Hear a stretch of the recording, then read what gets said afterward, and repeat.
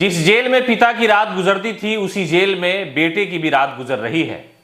सजा हो ना हो, लेकिन जब आप इंक्वायरी के दौरान होते हैं और जब न्यायालय का फैसला होता है तो आपको मजबूरन जेल के बैरक में जाना होता है।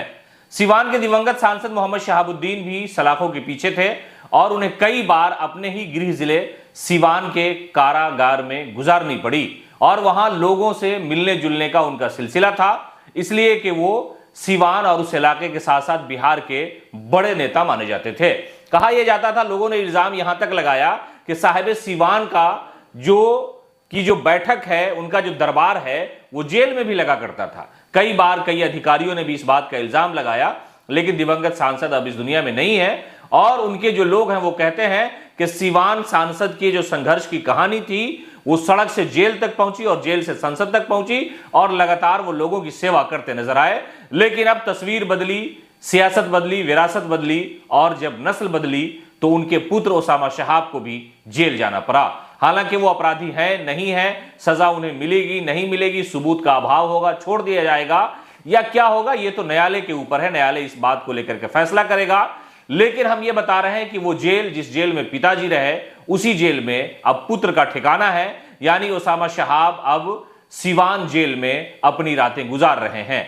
जेल के अंदर क्या माहौल होता है, राजनीतिक तौर पर कई तरह के ऐसे खुलासे हुए हैं कि राजनेताओं के लिए अलग ट्रीट होता है और जो जेल के अधिकारी होते हैं वो ये समझते हैं कि राजनेताओं से संबंध अच्छा रखना ये हमारे भविष्य के लिए भी बेहतर है, ताकि ट्रांसफर पोस्टिंग का मामला भी कभी कभी होता है कि रुक जाता है। लेकिन ओसामा शहाब राजनीति के शिखर पर नहीं है। एक राजनीतिक परिवार से आने के बाद उनकी अपनी एक पहचान है। उनकी माता चुनाव लड़ चुकी हैं और उनकी माता का भी अपना प्रभाव है। उनके पिता के प्रभाव का क्या कहना, उनके जो लोग हैं वो ये कहते हैं कि बहुत ही मकबूल लीडर थे, यानी लोकप्रिय जन नेता थे सैयद डॉक्टर मोहम्मद शहाबुद्दीन। लेकिन हम बता ये रहे हैं कि जिस जेल में शहाबुद्दीन गए उसी जेल में ओसामा शहाब भी पहुंच गए हैं। दरअसल राजनीति में जो लड़ाई होती है वो एफआईआर तक जाती है और वो थाना न्यायालय जाता है और न्यायालय में सबूत देता है, उसके बाद सजा होती है या सजा काटने का जो प्रावधान है वो होता है। तो ओसामा शहाब सिवान की सरहद में लोगों से घूमते रहे।